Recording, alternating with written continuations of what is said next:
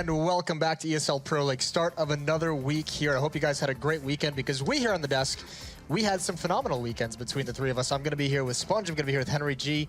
I know it was Sponge's first time in Amsterdam this weekend. Well, not the first time. Not the first time. So that blows the entire intro out of the water. It's my first time in London, though. I was going to say. So it was good. I was going to say, by the amount of singing I've heard today, it's the first time you've heard Nightman Cometh. That's true. Yeah. That's a good moment. Good shout. Quite a niche reference there, but yeah, a little bit. It was quite good. I enjoyed that. But it's been phenomenal listening to you sing that all day. You guys doing good? Excited for the matches today? I'm bloody chipper, mate. Yeah? Started to watch some Counter-Strike. Yeah, I've missed it. I missed Counter-Strike. When you spend 5 days away from it, coming back to it, I'm hyped again, ready to go. Like refreshed. Yeah. And we have Fair Dinkum tomorrow as well, the second episode of Fair Dinkum. Introduce you to Australia. There's going to be some fun bits, Jason. You're going to have a great time. I cannot wait for that. But what we cannot wait for any longer today is the league standings. So let's check that out. North America is going to come first.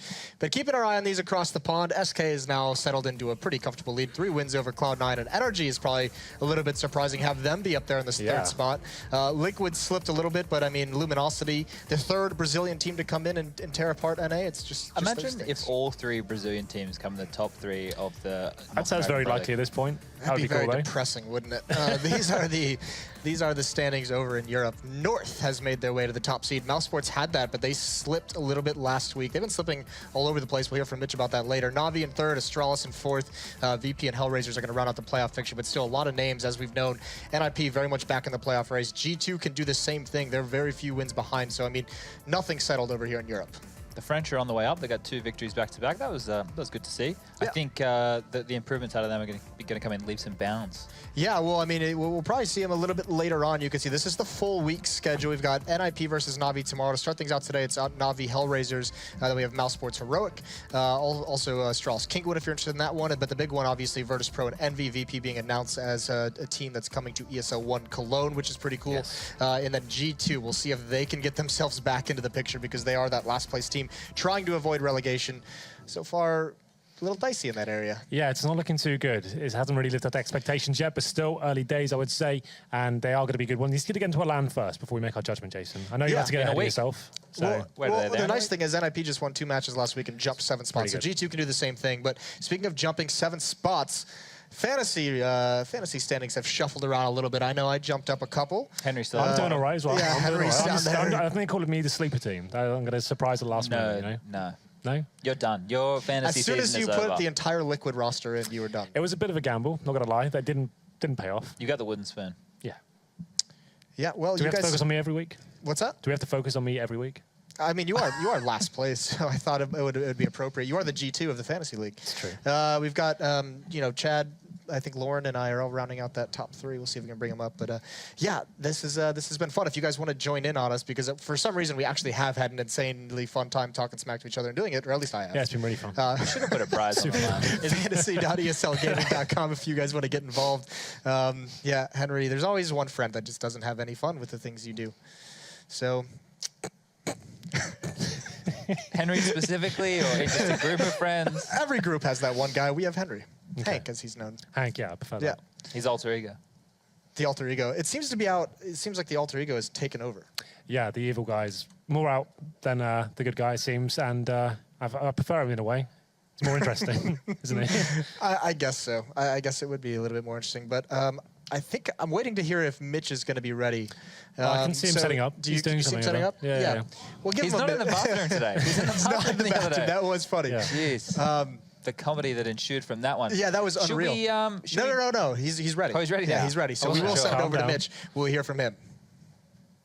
Thank you very much, Moses. And as always, ladies and gentlemen, I'm here just to point you towards our social media channels at facebook.com/ESLCS and at Twitter @ESLCS. Now, with DreamHack just on the horizon, it seems that the Mousesports boys have got themselves into a little bit of a pickle. They lost out versus Hellraisers over on Sunday due to Dennis being down with a stomach flu. They were forced to play with their coach Lambert, and this in combination with their star ladder performances earlier on might dampen the spirits of the team going forward. But before we get into that and into the games for today, let's go and check out our PaySafe card top plays for this week.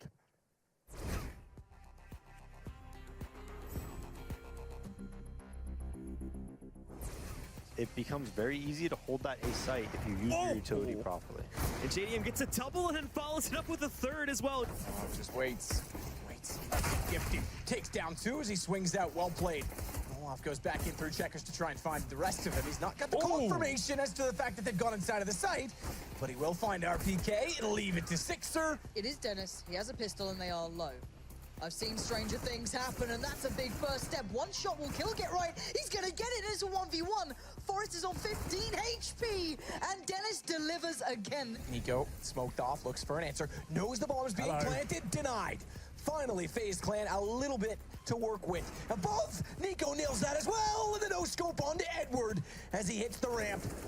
Nico gonna finally bail them out of a round, and he hits the headshot. It's still probably a safe bet here that Cloud9's gonna win the round, and certainly the case now. Jason R, nice tap though. Chooses the Ivy path here. So first battle, unless he goes far right, is gonna be automatic. Not sure if Skadoodle just saw him there on that peak. Oh, they're looking towards him, and now only one more to go, and he gets it! Jason R, what was that? Just destroys him in the 1v3 with 3 HP. Not bad from Jason R, and I believe I did see today that he is now going to be standing in for Optic, I believe it was. So he's going to... He's all over the place. Yeah, they're going everywhere. He was just on Complexity, now he's on Optic. I'm just disappointed we didn't get to see Blue count to 4 again today. Yeah, that would have been nice.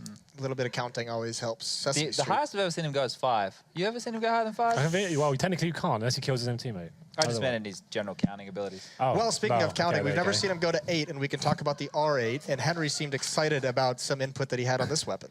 Because there were some weapon changes. Let me preface that. There were some weapon changes in the most recent update. Oh, it's actually changed. I didn't even know this. Look at that rate of fire. What's the difference, Jason? Fire rate, man. Yeah, I think it's so I think not as fast. It's been removed from competitive play, though, am I right? Indeed. Yeah. Well, I mean, one could say it never really showed up. And what's the difference here? This is the Para. After like the first 20 bullets, look how precision that is. That's for some covered fire. Let me Chat has this in one. the actual notes, it was to do with suppressing fire, right? So once you start shooting, it's very inaccurate, but then it levels out and it's super accurate. That's the point of it. It's like a turret now. Yeah, but okay, so maybe in 1.6 that made sense because you could spam through walls and then your teammates could push out while they weren't expecting. That was suppressive fire, but you can't do that in this game.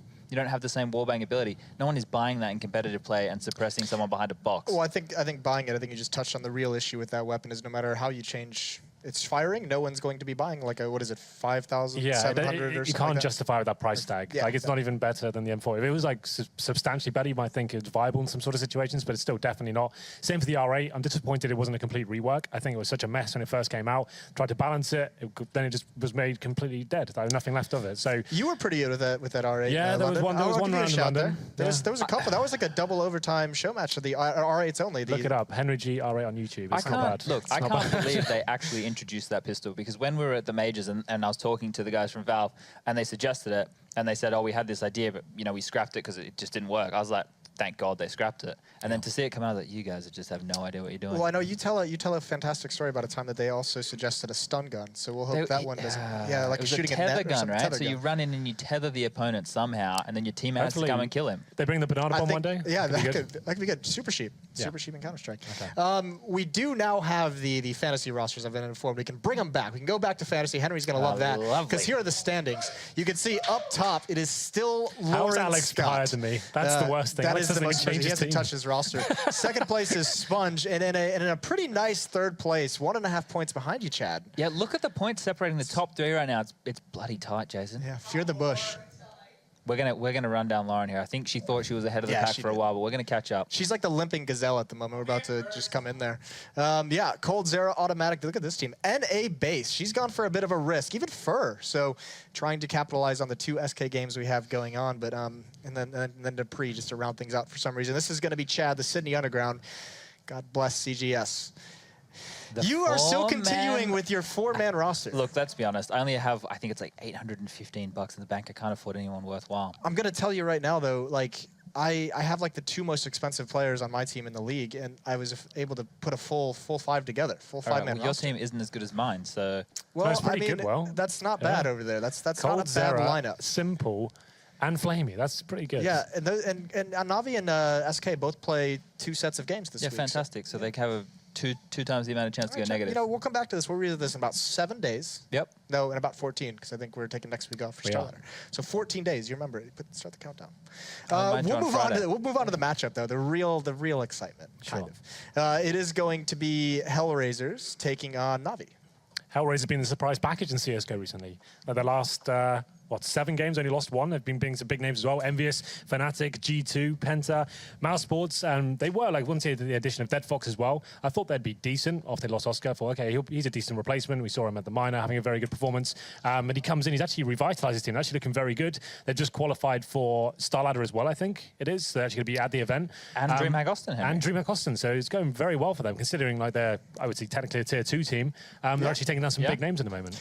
It's actually kind of funny because I know, like, you know, there's just rumblings always about roster changes in the scene. Hellraisers is one of those teams that I know has been pretty publicized. Do you want to spill the beans, Jason? No. I don't know any of the beans. I've just heard the rumblings. You leave the beans to the others. Yeah, the can of beans is not open.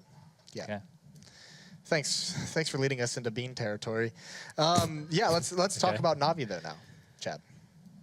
Does that have any relation to beans? No. Just the opposing team. Forget the beans. Just the second team of the matchup. They're looking good. Yeah. I like how Na'Vi are looking. You know, there's so much doubt about this team, and personally, for me, I think they've got all the bits and pieces that they need to make this a successful roster. They just haven't had that click. This change with removing Starix from the coach role, or him stepping down, whichever one it is, I think it's going to be a positive one because it's kind of like replacing a player, but without having to remove an integral part. And I think there's a lot of skill in this roster, and we're going to see it flourish a bit more under the leadership of Andy, or at least the coaching ability of him. And I think we've already started to see that in last week in Pro League. Yeah, they looked very good last week, taking down some big games as well. I think Simple looked fantastic last week, and Flamey seemed to have very good games as well.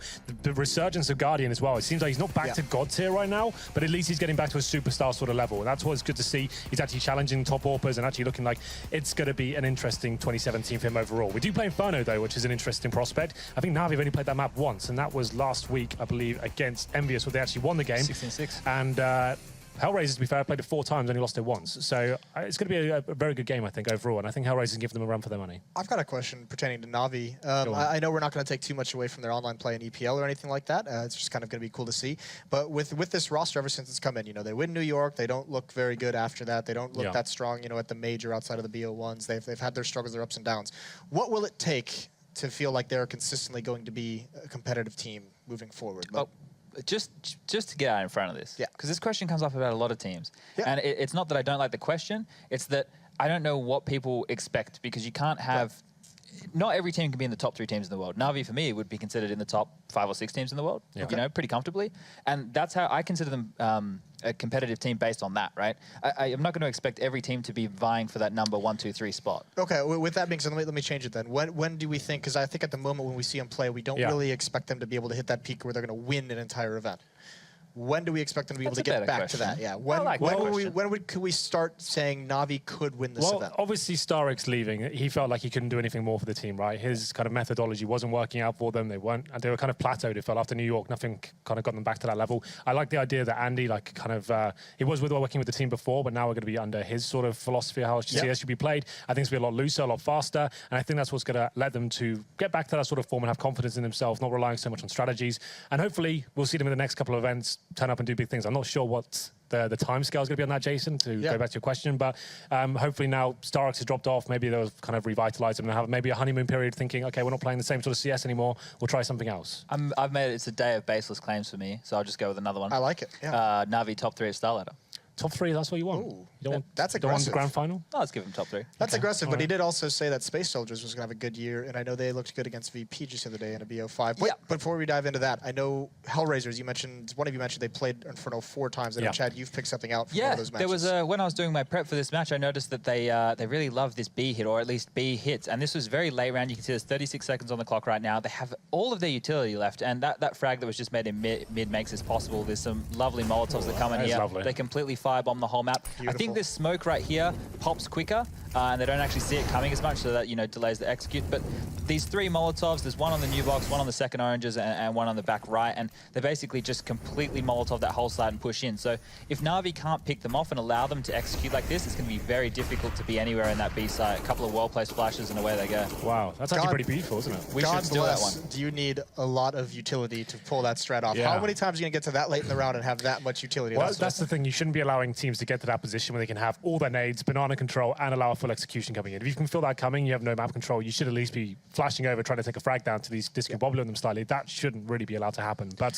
still, the fact they managed to get that position looked really cool. So that's the thing. Like, putting it in perspective, the way we see Virtus Pro play banana, that kind of a tactic will never be allowed because of how much force they put towards that. And I know Na'Vi like to sometimes cheat that third man over towards B at the start, which means they're not going to be able to get that banana control, you know, probably as easily without taking much more damage or having to push them away with utility. I think the team they were playing there was Vega Squadron. So, like, once Vega Squadron had no utility left, they just turtled in the sights, which was perfect for Hellraisers to pull off an execute like that. Yeah, and that pick, obviously, so that Helps a lot. played a big role.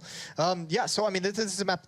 Na'Vi used to be very good on this map. Now, we've only seen him on it once since it's come back into the pool. Yeah, so just to touch on why they were very good at it before, they had Guardian, as I referenced earlier, in his God mode, right? So they based the whole plan around him on the T side. It was about slowing it right down, allowing Guardian to go pick towards banana, edge up towards top middle apartments. They'd wait till like the 30-second mark before they actually went for any sort of map control. Very slow, lots of execution-based stuff. They normally had the early advantage. Guardian was so good back then. But then we've moved on to new Inferno. We've only seen him play once, much faster gameplay. That's kind of the philosophy for this team right now, as in they're like allowing players like Simple and Flamey to go in a lot looser and just kind of work as a unit, try and get the fast frags going in. It's not so much raced around set executions. So Inferno definitely lends itself to both kind of ideas behind that. So right now you saw Astralis last week playing on the T side with 4 players just rushing one part of the map. They was choosing middle, banana, apartments, sticking together, refragging. And as we saw Hellraisers just then, you can still do the executions as well. So I think overall this will be a very good map for Na'Vi. I think they can kind of lend themselves to both ideas of the ways it should be played. But like we said, only seen them play it once. It was a good result against Envious, but Envious still a new team. I think it was the first time we've seen them play it as well. So it was difficult to really gauge too much from it. This Na'Vi team, are we going to see them double opping on this with Simple? I don't think Inferno really lends itself to that right now. We say that a lot of times. Yeah. We say that about Cobble. Yeah, we still true. see a pretty decent amount of double ops on Cobble. I think, you know, if the thing that I like when these guys play like Mirage and then they run one AWP is how much they move Guardian around on that CT side, because like he's here, there, and everywhere. I think that's a really good asset to have. So hopefully they can do a similar thing on Inferno, because you can have him in banana, you can have him jungle or wrap side of mid, you can have him pushing holes JW style. You can do all these things with him. I think if you have 2 AWPs, it overcrowds the situation, and the AWPer can't rotate to another position because it's already being occupied by an AWPer, and unless you're super talented or you're one of those combat AWPers, like Simple can be, then it's much harder. So as a general philosophy for most teams, I'd say no, but Na'Vi could pull it off with the talent they do. I think it's one of those things, if they find a secondary AWP, they'll always pick it up, but they're not going to base their whole half around. They're not going to have the idea going forward of saying, we're going for double AWPs. Like, if it happens, they can probably make it work. But for me, Inferno is too segregated, like the A and the B bomb site. Like when a team, like a terrorist, did what Hellraiser just did, they take over the B site, everything's smoked off, the AWP rotating in, he's having a nightmare, right? So it's not a great idea, in my opinion, to have on the CT side of Inferno, but who knows, they probably could pull it off. So we're waiting on 1 or 2 players, and I want to try something fun. I want to have some fun, boys. You guys ready? Oh, God. All right, if you had to pick one spot on this map to use the new Negev covering fire, all right, where's it going to be? What's back right banana. I'm just like crouching, not moving. Got 100 bullets. Pinning that guy in the corner? Yeah, I'm just. So you have to keep shooting. Yeah, I'm CT, so I'm okay. So You're shooting me. Sorry, I've got smokes in front of me. He's not using the covering fire aspect of it. He's just saying walk into that laser and beam. mow them down. Have a go. Okay. Covering fire. I can't really think anywhere on this map where it would be effective. On the T side. Either one. I mean, he did CT, so I mean. I guess you could use it like down banana because it'd be like laser accurate, and your teammates could maybe push us. I don't know. This wasn't as fun as you thought it would be, was it? It wasn't that fun. They don't all land, Henry. Not all ideas land. We could talk more about what Hellraisers might be bringing to the table. Okay. I know they like to do the 3B setup, and it's really interesting the way that they approach their 2 players at A. They like to play very close on the quad/diggity side of mid, like in the boiler and ready to take fights, whereas most teams will sit one either side of mid or maybe both on that diggity side, and they're more like caretakers. They're just delaying if it is an A hit. So, and also, if Na'Vi were watching the way Hellraisers play and they do that setup a lot, you can just walk straight up the guts. You can go straight up mid and contact, and you're going to win that fight because they're usually caught with their pants down. They're not actually ready for a duel that early in the round. So that's something that maybe Na'Vi will employ. Well, my idea fell flat, but Chad, that certainly was fun to go through all that. Well, Henry, do you have anything fun? I've got some fun ideas for Inferno. How much time we got, Jason? I don't want to start rambling on. You've got about 10 30 seconds. Okay, I'm not going to go into that. You don't. I just want to have a nice, clean game. I think Na'Vi are going to take it. I'll be interested to see whether they go passive on the A side, like a lot of teams are doing these days, on the CT side. That's quite a cool idea, I think. But, Jason, why don't you introduce this for us? Yeah, we are going to get into that first map, Inferno, as we said, between Na'Vi and Hellraisers. Your casters are going to be Pansy and Uber. Take it away, guys. Thank you very much, Moses. You know what, Lauren, I find it very interesting. We kind of talked about what the boys did on the weekend. Nothing was said about what Moses got up to on the weekend. So that's true. There's some evidence, I think, out there. Hopefully we can tease something out of that and sort of... Because I think he had the most interesting weekend of us all. I agree. If production could maybe look at his Twitter or Yanko's, you could probably get some nice pictures to maybe provide a bit of a story as to what went down, and maybe some fun times could be had on the desk with that. But going back into the matchup, these 2 teams on this map is going to be fun for me. Actually, this whole series, even looking at Mirage, it's been a very regularly played map for Hellraisers recently with their good results to boot. You take into account who they're playing though, it's been that French shuffle. Both teams they played against them, they played against VP Online. Pinches of salt here and there, but overall, Hellraisers' results have been good. Na'Vi, there's been a couple of hiccups here and there, but this still should be their game to win. So again, interesting one to watch. And the rumour mill's been churning out a couple things about Hellraisers in particular, Lauren. It was actually, Sticko was linked with a potential transfer to Mouse Sports recently. Now, I believe that fell through, or at least he chose not to go that way. But this is a team that's looking pretty good. Sticko especially, Zero's always wonderful to play as well. Yeah, Sticko, should I say. His performance has been the outstanding factor. Keep eyes on him, but Edward's seen a lot of information here. But this is all a bit of a ruse. The bomb's still down at the bottom of T-steps, so they might actually not make a play off the back. So they can still back down mid, try and pinch the two players who are going to push down Banana to try and go on the flank. And yeah, this is what's going on. I'm pretty sure if they can get the bomb across, they might try and use it. But Guardian's connected the shot, and that's kind of thrown things out of kilter. Sticko stayed alive, but now the plan's kind of been halted for a sec. Sticko's got a flash and 2 smokes. Not seen that put into play. The 3 kind of hit squad, I guess, from Hellraisers is going towards CT Arch. This seems a little messy here, but it's kind of working. If we've seen that Arch player often get mowed down pretty quickly, but this time it goes a little bit better now for the CTs. It's 3v2. The bomb, however, that's the issue. Flamey's been sat on that one, hoping to hatch a bit of an egg from it. But he's going to have to back away from these 2 Hellraisers players trying to pressure him, and it is Zero, the last man standing. Will it be luck of the Irish for Patrick? He's got a 1v2 up his sleeve here. Grenade to come out. Edward, not fussed. Tough. And there it is. Simple to land the shot and keep this one in check. That kind of looked like it was maybe meant to be a B hit or something else, but it just got completely thrown out. There was the smoke of the 2 flashes that were on a player that didn't utilize them. That's all that I'm looking at there. And it may have been the play where you kind of hope that players push down B. Down Banana as you've shown presence towards second mid. They're trying to go on the flank. You kind of wait for it. You kind of pinch back. You get the kills. Didn't work out for them. Then they kind of, I think, fell back to maybe an arch wrap. Yeah. It seemed a little bit here, there, and everywhere. But what's happened, though, off the back of it, look at the UMPs for Na'Vi. 4 on Hard the board. to miss them. Yeah, and the Famous for Simple, something you don't often see either. So a bit of a rarity, but at the moment, Hellraiser's going for apps control. Decent plan with the Tech 9s. They can definitely operate at that sort of range. 2 smokes, I'm wondering where they go. Angel's just put his down. Hellraisers have clearly put a lot of time into this map, so I want to see what they bring to this. Yeah, it's going to have to be Na'Vi backing away and turtling up a little bit more on towards his side. The Molotov has helped out a lot, though, and Edwards found himself a brace of easy kills. Angel's managed to get himself onto the side and force Simple at close quarters combat, and the USP is not going to be enough to get the job done. Guardian is low. Angel also is very low on health, and he's ultimately going to win that battle out. It's the Desert Eagle that comes to the fore. Now the 2v2, but Hellraisers are looking worse for wear, and Sticko embodying that principle quite clearly, as there's just not enough health on Hellraisers to keep them alive. Yeah, that molly basically kept Edward in that game, or in that round, and then the entirety of the round was kind of kept together by him being able to focus towards that short push-up rather than worrying about apps, because that molly was able to cut off that one player who was meant to burst out to at least pressure him. So that worked out really well for Na'Vi in the end. It was still a pretty close round, though, overall. They are going to go on a bit of investment this time. Guardian only on that P250. No, it's not even a P250. He's just on the pistol with armor, so he's just saving up for the money to get towards the AWP. On the other side, 1 deagle, and that's all you need, apparently. Edward's head will roll, and at least Hellraiser get a kill. This shouldn't equate to too much. Why are you peeking back into the Simple? It's Angel and Simple. 2 incredibly aggressive players. 2 players that really don't mess around, Lauren. I'm somehow not really that surprised to see it. However, no guns lost on the side of Na'Vi. I need to point that out. Guardian is actually able to upgrade from his P2K to the Famous. C's being forced back away over towards that B site now. This is Na'Vi just going to try and ease into this round. It's a pick for 2 in mid. Simple gets the double. And Zero wants to try and challenge, but again, 3 for this man. Yeah, and this is all very good for Moses' fantasy team. The more kills Simple gets, the better it goes. Seized, just missing as they go towards short, but Simple's in a nice spot here. Don't know if they're going to check on it. They do in the end, but a great round from Simple. 5 kills from him. A great deal of points for Moses too, but more importantly, Na'Vi get another on the board. 3 rounds now back-to-back. Not the cleanest in the world, but enough to get them there. They didn't get turned over. They didn't get, reset at any point. They're still fine. They still got a nice bit of money. Guardian's able now to get onto the AWP. You look at Hellraisers. They've got a decent buy, though. We've got a lot of mollies as well coming out. 3. So maybe we'll get to see a bit of that B play. Unlikely they'll get away with it for that long. Here's that early 3 to B play that we actually see from Na'Vi. Something Hellraisers do themselves. It was talked about on the desk. These 2 teams have a similarity. They overlap a little bit in the CT side when it comes to this particular play.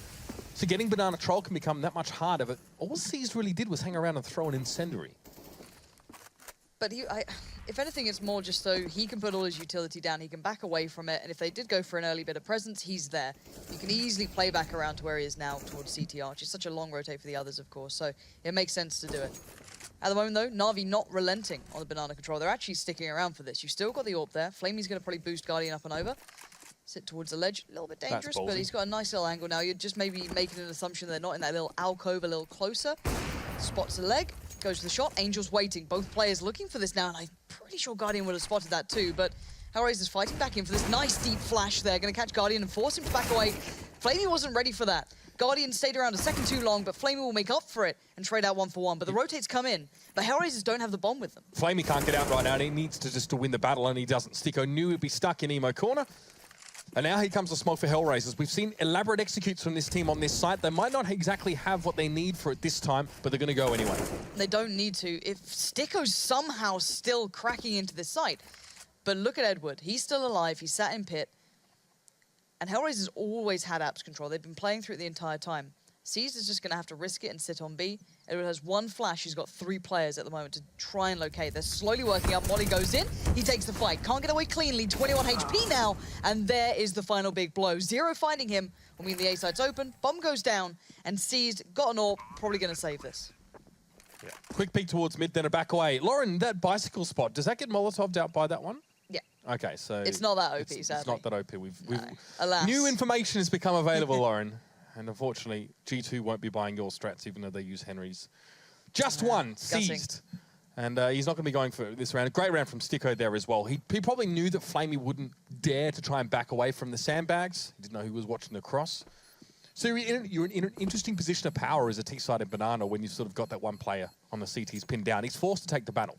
And for me, it was more the fact that Sticko was still finding work towards B. He left Seized over there very much alone, but he found Simple, which was the more impressive part. And they've won the big round here. Okay, the first 3 are great, but the gun rounds are where you want to be buying it and really getting into it. So for them, this is fantastic. This is the highlight of Simple, just kind of going that eco bash. We saw the danger with the Deagle earlier. There's no disputing that, but at the end of the day, it's still 3-1 at this point. Now, the buys come back in for Na'Vi. It's still pretty okay. It's not perfect. There's no mollies. Well, there's one on Seized. He was the player who stayed alive, so he's the only one to do that. Now, Hellraisers could try and exploit maybe Banana more now. They know maybe their money's not as robust. And Guardian's looking to try and even the odds. Instantly going for quite an aggressive angle down towards mid. Peeks it out. The smokes come in, not able to get any play done. Guardian apparently more than happy just to pick the AWP up early rounds. A lot of teams, even on the CT side, are actually going away. They're going fast. I really like this play. Guardian somehow being able to land a shot through it, but Hellraiser's quickening the pace, but right into the eyes of Guardian. It was a bit of a win condition we discussed that made Na'Vi so good before. The fact that Guardian used to be such an animal on this map, but right now it's Edward keeping control from pit, and that quickening of the pace merely quickened the round to fall into Na'Vi's hands. Yeah, what a beautiful play there from Na'Vi. Guardian was ready to receive there. He'd fallen any earlier. They could have actually been quite a comfortable wrap through to CT, and then Hellraisers essentially could have had their way with that A bomb site, or could have moved to B. The linchpin there, Guardian, stands strong and wins the round, essentially. Edward obviously chiming in there as well from that corner, but again, much better to do it with an ally and not on your own. I like the idea from Hellraisers in a way. I like the quickening of the pace. I like those kind of quick hits, but look at this. Guardian's got such a good read. An Angel gets decapitated so quickly. And in the meantime, you've got the 3 play over to B, pushing down Banana. This is Na'Vi taking back control. Maybe a little bit of a wake-up call from that first gun round, like, all right, they're bringing something here, Hellraisers. Let's put our foot down before it gets away from us. So Flamey and Seized, still exuding control over by Banana. You've got the rotate back coming through. Quite a passive setup towards A to a degree. Edward's not playing on the balcony this time. He's in pit.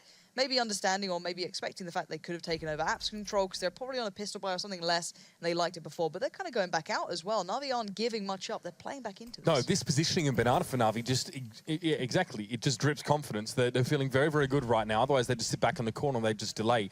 They're getting so much information constantly, and they're enabling Na'Vi to keep Hellraisers under the thumb for that same period. You can see this position in general, we saw it a couple of rounds ago. I believe it was from Guardian.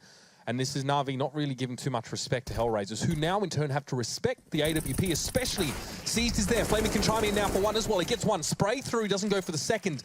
Backing away under the cover of a flash. Yeah, rotate comes out from Guardian. He's now going over towards B in case they tried to make the most of that hit that they got done. But it's a 2v4, so you know you're probably going to be in a 2v2 either side that you go to, but an aggressive flash allows the play to come out, but Edward doesn't quite see the player.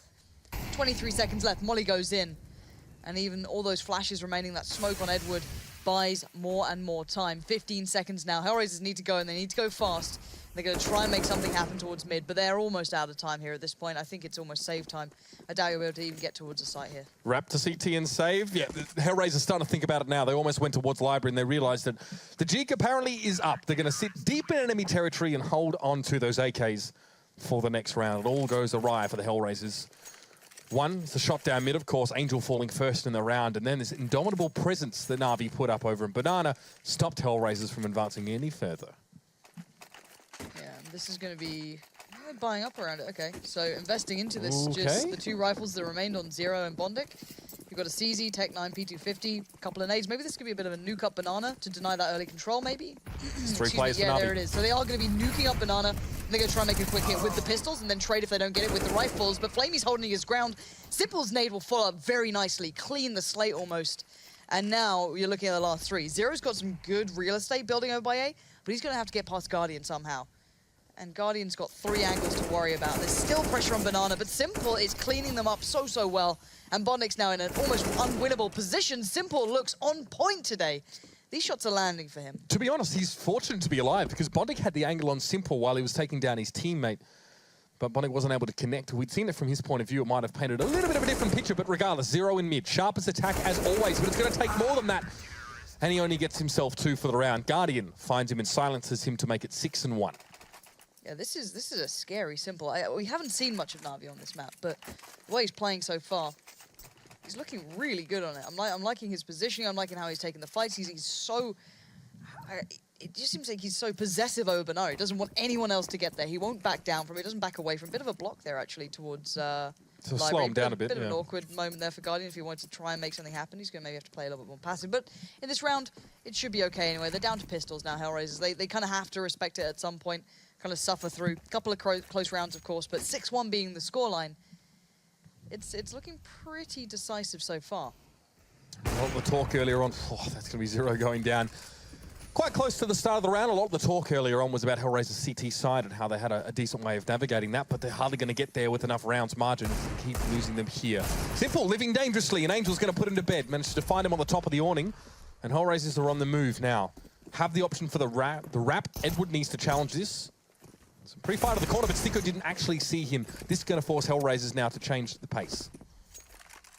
Guardian this time. Pit, nice little boost over by the T side, just kind of forcing the angle adjustment. I actually really like that, why not? Sees does get played in though, so that's fine, and they're keeping control of this Na'Vi. It looked a little bit kind of shaky for a second or two, but they're still pretty much in control. 2 players now going through CT Arch. They don't have any armor. They have recovered a rifle, and Flamey's got a good idea of what's going on here, so should be able to get the drop on them. There's Sticko gone, and Angel next to full. Very cleanly done in the end, kept it from spiraling out of control once those 2 kills came through. 7-1 now being a scoreline. Money's starting to look very nice for Na'Vi. On the other side, they finally have that full buy. It felt like a lifetime in the making. But they have all that utility. I just don't know if they're going to be able to get to use it because, let's be honest here, Na'Vi aren't giving up Banana. No, that's right. So you don't have an opportunity to set up any of these elaborate plays onto B or something similar. Last round, Flamey, good play from him. Played it slow, played it restrained. He knew he was the last line of defense between the wrap and that B site. But now, of course, into round number 9. Let's see if Hellraisers can actually get any ground here. Let's see if they can make some progress. Their own Molotov will stop them from getting around this corner. Yeah, that's a big problem. Failing your molly there especially slows you down, puts you in a very... Where's that supposed to go? Over the car? To the top, just to the top of the car, Yeah. on the other side, so they can't peek out with an ult possibly the Guardian could have had there. So Big mistake there Yeah, for a but- round like this. yeah, exactly. They have been very restrained on using their mollies though. If you look at what's left, they still have 4, so they could always fall back to B. They do have banana control. They fought for that quite hard, and I wonder if they slow the pace a little. They used another molly to force possibly Flamey or Simple back off the angle, and now the one's come back in return. So Bondic and Zero, if they can stay alive or just not die to Guardian, that'd be brilliant right now. If they can maybe make something happen out of this, we can see some of those more scripted hits they've been working on, but there's still a problem with the fact you have to get past players like Seized, who's got an angle on this, but actually Angel finds it first. I think you might have overestimated that particular angle. Angel was able to see him, and Seized had no idea he was there. Flamey with the re-smoke. This is going to give time for Simple to make the rotation. This will split the 2 sites 2 and 2, with Guardian even angling towards B. Yeah, they're going to hear this as well. They definitely heard Simple going down Speedway, so a bit of a read here, a bit of an overread maybe from Na'Vi, putting 3 players here and just leaving Edward towards Pit, but maybe they're confident. Or it could be just for that. They could have just boosted up Simple and backed away, but you can see the smoke's coming in. There's merely only Angel here. It's all geared up towards this hit towards A. Angel's succeeded. That's big. That's going to sell it a little bit more, but now they've read the plan. Now they know what's coming, and it's all on Edward. And he meets the flames with his face. He blocks that Molotov out, but he still needs to change position. Gets the first kill and bought himself some time. Sticker's going to fall. Edward might be holding this on his own. Zero must challenge, and he wins out. Edward only had a pistol in hand, but this has given time. The bomb. Simple has gotten here, and the bomb's Look on at the the bomb. awning. Not How did it get ideal. up there? How? Did it fly It off must a have flown player? off the corpse of the player on the logo. That's a bit weird. CSGO physics. Love it, Valve. Nice. Yeah, that's the only way it could have happened. It's literally flown from his corpse.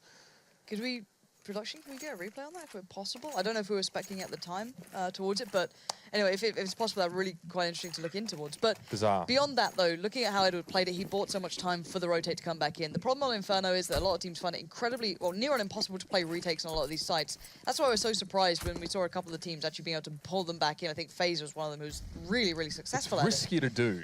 It's just so hard with the timing. The rotates are so very long. So they just didn't give it up, though. Edward stayed alive so long in that situation. But right now, Hellraisers are hitting a bit of a brick wall. And let's see. He's going to find the angle. Angel was kind of expecting it, but he still doesn't manage to find Seized. Yeah, I'm surprised he didn't see Seized's leg actually through that gap in the smoke. Now, notice that 2 players for Na'Vi are committed to this part of Banana. They haven't just left one there. That's a full commitment by Na'Vi, and it pays off for now. Hellraisers still chasing their tails for the next couple of moments, deciding on their route of approach. Creative little boosts and peaks above smoke like that in Banana, especially as CTs, are really going to give you the edge in rounds like this, especially using the enemy team's utility against them. But now there's under a minute left in the round. The bomb is still way back in towards spawn, and Hellraisers have not committed to an option yet. Might be closer now, though. I actually really like that. That kind of dry hit in towards B, not showing until you basically take the fight. Now, Flamey, next one in question, actually can't do the job himself. Now, there's a gap in that smoke, which could be an issue, but for now, Hellraiser's trying to get the bomb there fast enough. They actually don't have it on them. That's still on Bondic, so Simple and Guardian can still be a huge problem in this. 30 seconds now remain. This might not be the safest of plants. You can wallbang that out now. Guardian's just around the corner, checking towards New Box first, catches a glimpse, but doesn't land the shot. Molotov doesn't quite go as far as it was intended to. I think should be going straight in towards Guardian, but it still prevents him from making further progress on towards the site, and Hellraisers won't be complaining with that. A boost here for Simple. Information can he gain? He's up in the crow's nest, and Deadbox has been forced out of the corner. Simple, bit of a messy spray, but he completes it. Bondic replying very fast, though. And now it's Zero and Bondic. Back-to-back. Hits on both Na'Vi plays. This has to be a complete kill for Zero. He needs to bide his time and go in for it, but it's going to be a quick defuse attempt for Edward. Can he get into the smoke? He's spraying, he's praying, and he's found absolutely nothing. Na'Vi still the round out from under the nose of Hellraisers, and that was one the Hellraisers direly needed. Oh, that's just one of those rounds you sat there. He second-guessed himself. Yeah. I think it was Zero. I think initially he was aiming the correct direction, but there was a little bit of the dispersion on the shots. He was like, nah, he's not in there. Oh, that is very, very sad for Hellraisers at this point. But for Na'Vi, brilliant. 9-1, even furthering the disparity between the two. Angel, you're going to fall for it again? No, bait out the show. Like You're that. playing with danger, Angel. My word. That's, I guess if you're going to mess around with someone's reactions and so on and all, I probably wouldn't pick Guardian, but Still debated him, Lauren. Yep. And Angel slowly working up. This is a very light B presence for Na'Vi. It is maybe a read coming out from Na'Vi. I'm not sure what it would be. They've stacked towards quad side or Diggity, but yeah, it's a very strange read. I haven't seen much to indicate why they've done this yet, but it could work out for them. Well, Hellraisers aren't pressuring B any further, so this might be a very clever little play for Na'Vi if they can make use of Seized. Molotov goes down. Now, Angel has been very efficient in his opening frags, actually, in a lot of these rounds. He's usually not where the problem has been for Hellraisers. Usually finds those duels quite comfortably. Yeah, Seized could be integral to this. If they try and wrap CT Arch, there's a deep smoke towards cutting off Library, which is just to the left of Seized right now. But he's not really been pressured. They haven't actually seen many of Hellraisers yet, Na'Vi, but they still have the 4 players here. The bomb's now joined them. And I'm waiting to see where this hit goes. 2 more smokes left, 2 more mollies. Those mollies could be for the pit, but they still need to get past these players. And Seized just going to spray in. Why not hold down Mouse 1? You're getting the shots to connect, and now Guardian supporting the angle as well. Simple and Edward focused towards the other side of things. 25 seconds, and Hellraisers have no real ground to make this play on. No, I think Sticker's going to try and look for something over at B. But it was a cursory glance, if anything. He's going to have to come back for the rest of his team now. Hellraisers are committed. There's 12 seconds left in the round, and they can't break through Na'Vi. Edward in pit, comfortably Just the shots are coming through here. Simple went down and Guardian's able to double cover that angle along with Edward here. It was always going to be a trade in response. Edward finds Sticko, although Guardian has fallen in that round and the AWP was actually left lying. Yeah, Hellraiser is starting to run out of time here in these rounds. They've been running the clock down so low. They're not necessarily hesitant, but Na'Vi aren't giving them many opportunities. They've seemed to have found quite a nice balance here. You've got the aggression on B sometimes, Simple, occasionally really taking those extended fights. You've seen the passive play on A. Even when they had 4 players there, they still were playing quite passive. You had C sitting quite far back in CT Arch. You had, I think, Edward and Guardian kind of one by maybe, I guess it's Graveyard, one in Pit. And they still had a couple more that, it's quite hard for them to play around that. So for me, I'm actually enjoying the tempo that Na'Vi are bringing. They seem to have that nice balance of, okay, well, we'll go aggressive now and then we'll do this. The only thing I haven't seen from them yet is the mid-aggression. And I don't think they've needed it, really. There's been no need to play into Hellraiser's seen hands. A couple peaks from Guardian early round in mid. We saw Simple play into mid against an anti-eco, so you don't really read into that one too heavily.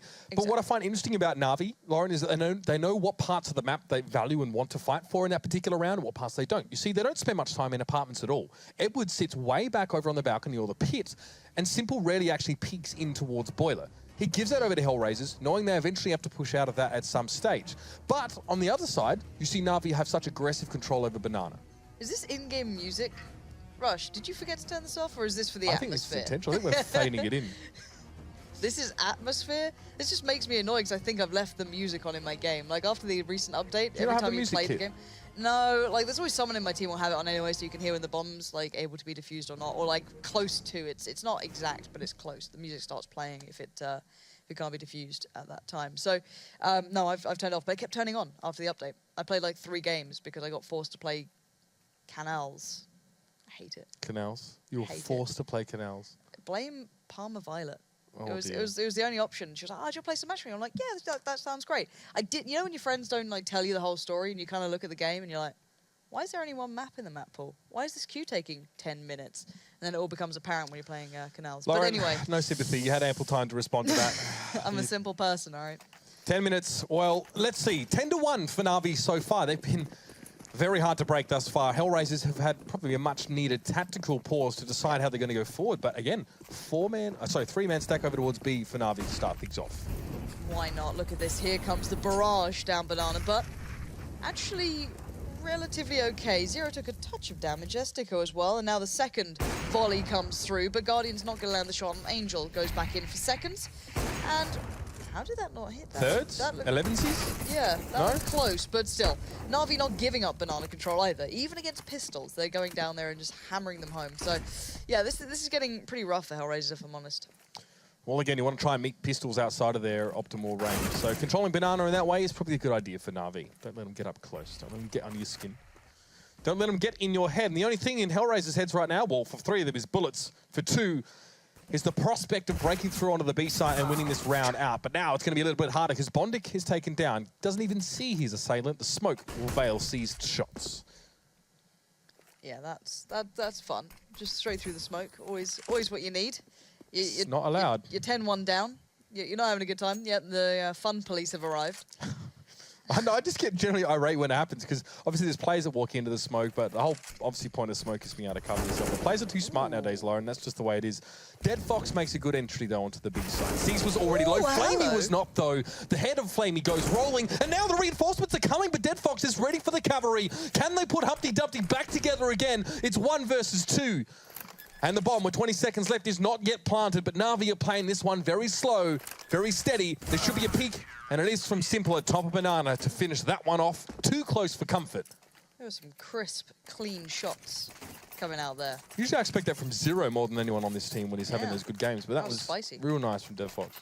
Can we just hit tap real quick when we get back in the game after the replay? Because I think he's been pretty quiet so far. He's a name that, it hasn't been said that much, excluding this round. So I'm kind of curious. Yeah, exactly. Yeah, considering what he got, was it 3 kills that round or just 2? 3. 3. He was not having exactly a brilliant game. So the individuals just aren't seemingly there at the moment for Hellraisers. We always had these questions about Dead Fox when he joined the team, though, as well. We all wondered if he'd grow into the AWP that Hellraisers needed. And, well, guess what? There's no point using on this map for Hellraisers the way they want to play. It's all contact CS. It's all in your face. Flamey again, well up to the challenge here. Looking for a little bit of action towards Banana, but this time opting to back away slightly. C is going to fall towards site as well. And Hellraiser's playing through what looks like somewhat of a default here. Might take a bit more than same old Is for this a Hellraisers. spicy flash for Flamey? I think this one should bounce in between those two walls. Here we go, for let's him. see. Yeah, that's lovely. Didn't work. Did it really even affect Angel there? No. No. Maybe he didn't drop down low enough. Or he was behind the wall. That's Guardian's second missed shot in apartments in the last 2 rounds. In a little bit of trouble now. Maybe Zero's just starting to work out exactly how Guardian ticks. Simple's found Angel. It's going to get a bit messy now. Stinko really wants to challenge out this B. He's got the talent for it. The young player. Probably not the health points to do it much longer. Yeah, but Dead Fox has opened up a huge opportunity towards A. He's going to force Simple to come back around because he's made such an impact. Now it's all on C's, pretty much. This is good work so far, but I think Simple's maybe getting an idea of what's going on here, and C's is holding a good angle. Edwards. Oh! Jeez. Edwards! What an animal! All right, C's now goes for the spray down. He's going to find one back away. That can play in the rotate now. Simple and Edward are going to be making their way over nice and quick. Seized, still locking it down by himself. 9 seconds, goes to deny the plant, and he does it. They get the bomb down, but he's instantly there. But can we just talk about Edward for a second? That shot. This really... Hello, Edward. Honestly, like... In this particular round, it maybe didn't have the hugest of consequences. Sure, one But play... it was one spicy. play. It was spicy, Lauren, it was. It was spicy. It's like a really hot burrito that you don't eat. It doesn't have any consequences for you, but you can appreciate the spice of it. You can look at the tears in the eyes of the person that just ate it and go, that's a spicy burrito. Here we go. Sometimes I have to wonder about those particular shots. Is it like a warning shot? He's Dan just M testing. is about to have a field day on that sort of thing. Just like, all God. right, boys. Yeah, new Dan M video coming out. Sub, like, follow, whatever Yep, you do on That's it. That's YouTube. it. But all we can say right now, this is a 12-1 game. I hate to say it, but the more annoying thing here for me is that Moses' fantasy team is going to be off the damn charts, especially when this man's going wild. He's going to find one trade out in the end. Zero's not going to have any of that, but you can see Na'Vi is starting to feel way more confident. They're going for things that maybe they shouldn't in theory. Just that brazen peak out of apps, but they're winning every single aspect of this map so far. Just a distinct lack of care from Na'Vi at the moment. They definitely feel like they've got the measure of Hellraisers, and they're going to take these jewels and they'll win them out. Hellraisers losing jewels means they lack the tools, the players, to execute these fancy plays we talked about pre-game. Now, that's just going to get quenched straight away by the smoke, so Flamey is still safe. Oh, my lord. No one's going to be seeing him. Just plays it in the corner until the end of the round. He springs forth. It's 2 kills for Flamey. Under a lot of scrutiny there by the Hellraisers, but burst forth. A comfortable 2-piece. Get on my fantasy. He's on my fantasy team, actually. Let's go. That's Who have fine. you got, Flamey? Flamey. Not sure why I picked Flamey, actually. I think he was cheap, but now, this is good. I've already beaten Alex. Mate, I've left Henry Jizzle in my dust. He's just a thing of the past now. I'm moving on up. Alex is lost now. I'm coming for Cartman. Oh, okay. You're getting wrecked, boys. All right, 13-1, Guardian have a little peek. This is just the rush B with 13-1 down. Please do something. Look at the damage. Oh, it's an absolute massacre. No, Hellraisers. I guess, if anything, you made it quick. And after that first half, I don't think you needed to make it any faster. You're 14-1 down. This has been devastating for Hellraisers. It's quick, it's easy, and it's simple. Na'Vi looking very, very good at the half. It's 14-1. Let's see if Hellraisers can break back in on Inferno or if it's all done and dusted. We'll find out after the break.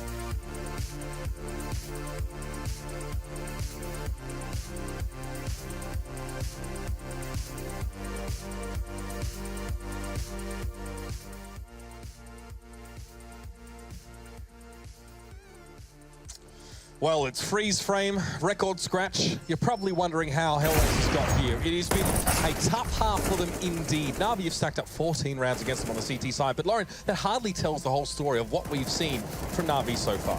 No, I've got to say it this way. Hellraisers haven't played necessarily a bad game as such. I've got to say for Na'Vi, they've been playing well. Sometimes you can look at games and say, all right, these sort of scorelines are purely defined by one team being just a little off point in certain aspects. Sure.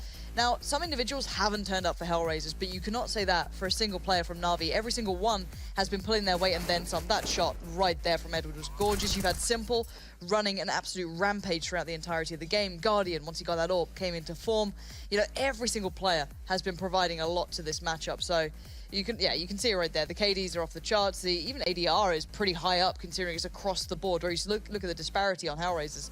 Angel's doing okay. You had a couple moments here and there from Zero, but the rest... Bondic's even in this game? Crikey, Yeah, he's had a rough exactly. one. No. We have not seen much of him at all in that first half. No, it's been a bit tough for them to actually bring themselves into this. So hopefully they can recover slightly. I want to see a bit more from them, but the problem is the scoreline's so drastic. It starts with a pistol. We'll see how far they can go. Yeah.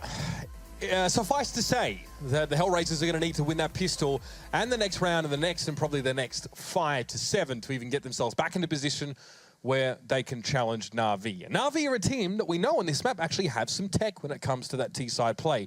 So even if they get pushed to that point, even if these next couple rounds do somehow go the way of Hellraisers, it's going to be a long haul, Lauren, to get them in any position where they can feel remotely comfortable about trying to get back into this game. They are the stakes, ladies and gentlemen, pure and simple. We're not going to dumb it down for you. It's been a whitewash so far, and Na'Vi have been all over it now. We're going to see them go on to the T side. It's going to be Hellraisers on the CT side. A 4-man stack to A will kick us off.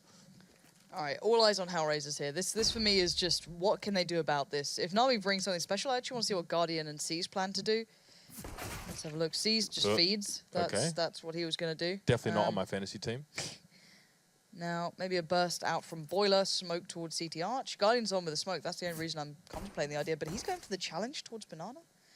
What is this? What is this round so far? Yeah, this is kind of weird. You've got the 4-play stack from Hellraisers towards A, and that's fine, because Angel's just been tested once, and he passed that test. So Sticko's kind of in a predicament, though. He can't really leave this now. He has to wait to be played in by his teammates. Zero's going to find one, and yeah, Hellraisers lock it down. They have so many players here. There was almost no challenge there for them. Much better from Hellraisers. Unfortunately, there's a big difference between a pistol round and a gun round, but they play that one safe, they play it securely, and they get themselves at least in a position where they can continue to play some Counter-Strike on this map, Lauren. That's good. Inferno, not so far been their match. I mean, they can always look towards Mirage, but there's work to be done for them still. 4 UMPs brought up, no surprises. Na'Vi did the exact same on their second round.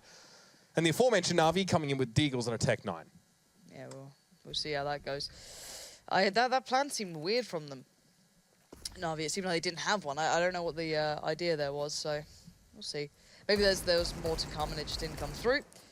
Sticko gets wallbanged by that. Yeah, you can basically wallbang most of this. It doesn't do much damage, but there's a lot of wallbangs. I know a couple of the players in FPL started to toy around with the shots down by the door in apartments. If you go to apps, you can shoot, you molly down towards the end of it, you can shoot the door on the left. Similar to the Mirage shots. Oh, yeah. Now, there you go. A little bit of control exuded on Banana there. Just going to get the deep smoke down, play through it. Hellraisers still have control. It does allow Bondic to keep tabs in a certain aspect towards CT Arch, but he's going to fall off it. Now they've given up a lot of ground here. They're kind of allowing Na'Vi a little bit more freedom than maybe they'd like. So Cease has gone walkabouts. He's in library now. He's having a good time. Hellraisers are very locked into this site, but they've got a good crossfire setup. I think they mind turtling here too much. Na'Vi don't have the utility to really break this squad. They don't have any at all, in fact. So it's a matter of time now. Zero and Angel going to back up to the B site, just in case it's a late round push from Na'Vi, but no. It's pretty much set in stone at this stage, Lauren. And Na'Vi now are just deciding their optimal entry angle and trying to make the best out of not a great situation. No, Na'Vi looking for opportunities, though. Look at the time. They've run that down to 23 seconds here. Even with this hit coming in, as much as C's can do, when you have a player in pit like that, it's almost impossible to dig them out. Sticko is in a really good spot. Unless Guardian could have timed it to try and push out and do this. Cheeky. He's going to get it done, but time, 10 seconds now. You've got 3 players, you're not getting any more.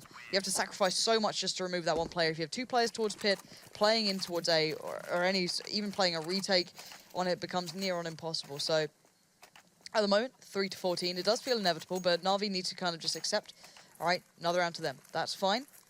And then come back in swinging. Bondic made a decent amount of money on the MP7 in that last round as well. Was up about 5K before the buy. Channeling all the kills into that SMG, and it's 14-3. It's time for Hellraisers to supply some action. There's a CZ for Simple here, but no armor to be seen on Na'Vi at all. It may end up just being a bum rush up apartments. Sticko's first nade does not connect. He just wants to hold a more passive angle to receive.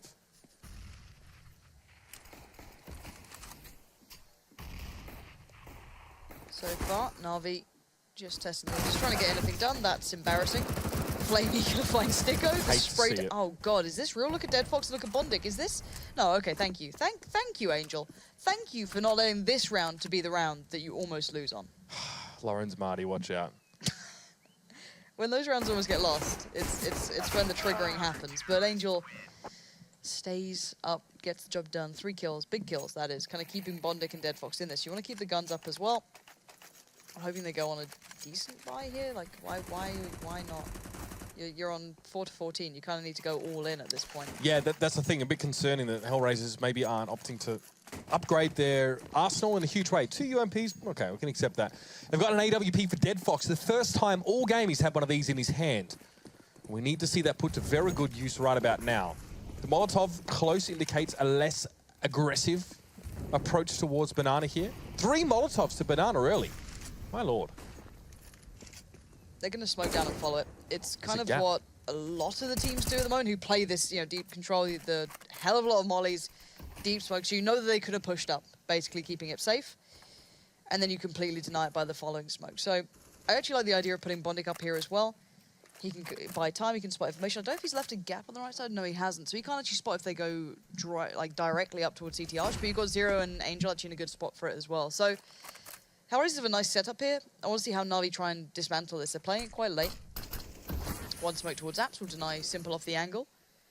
Makes it hard to make this play again, leaving someone like Sticko kind of untested. Both step out mid. Edwards found one on towards Banana, forcing Zero to rotate. So Na'Vi thinning the numbers, thinning the herd down here. Angels had to pull himself across, but Na'Vi, are you going to rotate off this? 45 seconds left of the round, so if they are going to do that, they need to be quick. Hallmark of Na'Vi sometimes is running out of time in these rounds. We need to see decisiveness from them at this stage. And Zero. Smoke? What? That goes behind Angel. I don't know if that was intended. Probably intended to fall into the arch, but either way, Flamey is remaining embedded over at the A side here for Na'Vi, just to give the impression that he and Simple are actually planning to try and plant the bomb here. It's go time. As soon as they got that kill, Hellraisers should understand the plan. Zero has to step up. He's got to deliver something, whether it be buying time, a kill, something good. He can't just die, otherwise surely Na'Vi have this round. 10 seconds. All he's got to do is play the time, and he can't do it. Guardian takes a quick fight. Bondic has found Flamey, but the site is theirs. Bomb's about to go down, and no one can stop it. They do have retake potential. Nade, flash, kits, but it's so tough to play back into this one. Na'Vi are in a decent spot. Edward can swing around and watch the cross if he needs to. Guardian's already watching towards this, a bit of an adjusted angle, just elevating himself slightly, and you're seeing that HP starting to dwindle now for Hellraisers. Bit of damage coming across the line here from the UMP, but Hellraisers don't really have enough money for a full buy in the next round. This is one that they have to win. They can't let Na'Vi back in the game, but that is what they've done. Angel versus Edward, the 1v1. He needs to defuse. And Edward is absolutely not going to allow that to happen on his watch. Match point for Na'Vi. And that was quite hard fought for. They really thinned Hellraisers down. Switching up, hitting B like that. Maybe if you saw Zero getting something out of that situation rather than just being picked up, there could have been a recovery. May have been able to play off the retake with the better numbers. Slow down the plant, something. He had to find something there. And it's going to be frustrating for him knowing that, if only I'd been able to get that done. But it's so hard, of course. It is incredibly hard to make that count. And now, Na'Vi's buy, not perfect, but it's a lot worse for Hellraisers. Sticko's just down to the 5-7. And this is the first round that lost in this half, of course, and already down to this.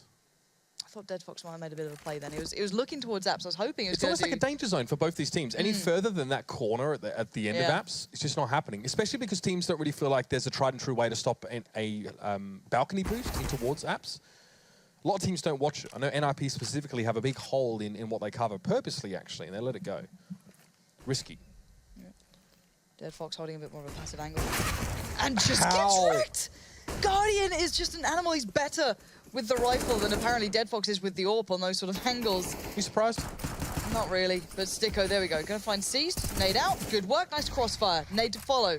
Slows him down, hinders it, probably buys a bit of time for the rotate if they want to use it, but the problem is now, if you're Na'Vi, do you continue down this road or do you then turn tail and try and run towards B? Guardian? No, you book it straight in. Do it big, Guardian. Just like I said on train. Sticko. In the Lauren Pansy Scott spot right now, just chilling. Smoke over towards library sides. This might indicate a wrap, potential wrap for Na'Vi, but they need to expect him running into Angel in CT. Pick your poison, Wolfsbane or Nightshade. That's going to be it. No easy way about it. I don't know, I assume they're poison names. They're flowers, aren't they? Whatever, Lauren. You're a flower. All right, volley to spit. Guardian peeking in. How has he seen this angle? How? What? Does it show up on the radar? Yeah, it must have showed up on the radar. I don't know, that was really strange. 10 seconds now. Flamey left in a 1v2. He's going to find one probably, and now 5 seconds. Does he have time for the plant? I don't think he does. No, he doesn't. Runs out of time. Last couple of moments. 0. That sucks. This round is nothing but a stay of execution for Hellraisers. They save no guns. They have no money.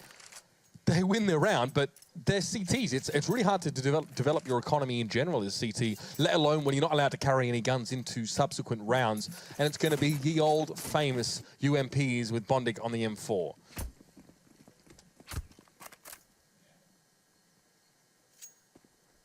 Na'Vi. Taking over Apps control. Dead Fox again hits that little marker. Backs away. Doesn't want to go past the window. Doesn't want to show.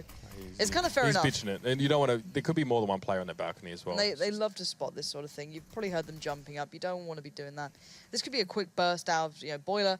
Try and get quad control. Catch them before they can fall back towards pit. Dead Fox already getting a bit of a glimpse.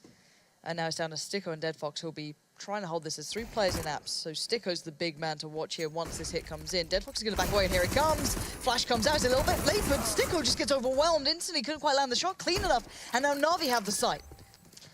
And that may well be it, Lauren. There's 2 players left in Hellraisers. They've both got UMPs to work with, but now they're on the clock. Angel's got himself into a partner to 0 into mid, but Flamey meets Angel. And now 0, the last man standing. He's got sharp aim, like I've said. But he's going to need more than that to take this round out. He needs to move fast. He has no kit. It's going to be a 10-second defuse time for this man. If he has any plans or any idea of keeping his team in this map. Not going to happen. Edward will catch him there at quad, and that's going to be it. Done and dusted. A comfortable victory there for Na'Vi, Lauren. Yeah, it really was in the end. You've got to give credit where it's due. Every single player had moments that were quite impressive overall. They looked like they had a good plan. We didn't really get to see much of the depth of Na'Vi, to be fair. They just looked good. I'd like to see a little bit more. It was the kiddie pool of CS for Na'Vi. Yeah, it wasn't all that in a bag of chips just yet. But the reason we're back is because that was such a quick game. We've got a couple more seconds, I can imagine, to talk. And what we didn't get to hear from Moses at the start of the day was what he did on the weekend. Yes, he had a bit of a time.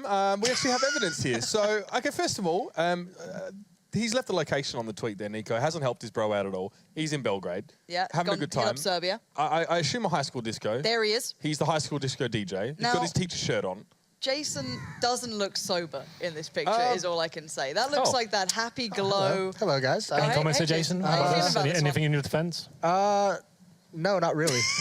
Here's your defense. You're an adult, and you went and had fun. Yeah, I did have a really good time. You know what it was? Belgrade was phenomenal. Yanko showed me quite a time over there. That was the time good. of your life? Yeah, one of the times. I think it was the music that brought it all together, the Serbian music. Did Nico give you any Counter-Strike tips?